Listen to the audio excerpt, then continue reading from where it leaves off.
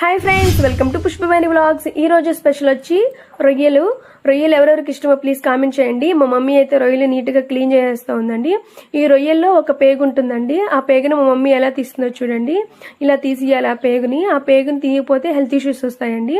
ఇప్పుడు ఉప్పేసి నీట్గా అన్ని క్లీన్ చేసుకోవాలి. కొంచెం వాటర్ పోసుకొని మంచిగా వాష్ చేసుకోవాలండి.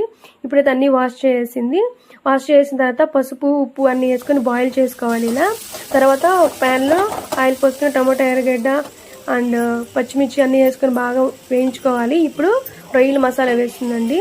ఈ రొయ్యల మసాలా కూడా బాగా ఒక 10 మినిట్స్ బాగా వేయించాలి. అప్పుడు మంచి టేస్ట్ వస్తుంది. ఇప్పుడు వేగిపోయిందండి. ఇప్పుడు కొంచెం కొత్తిమీర వేసుకొని అది కూడా ఒక 5 మినిట్స్ వేయించుకున్న తర్వాత ఇప్పుడు రొయ్యలు వేసుకోవాలి. ఈ రొయ్యలు కూడా ఒక 10 మినిట్స్ ఆర్ 15 మినిట్స్ బాగా బాయిల్ అవ్వాలండి. బాయిల్ అయిన తర్వాత కలర్ అయితే చేంజ్ అవుతుంది చూడండి. సూపర్ ఉంటుందండి. ఎలా వస్తుందో చూడండి. బాగుంది కదా. Please subscribe my channel.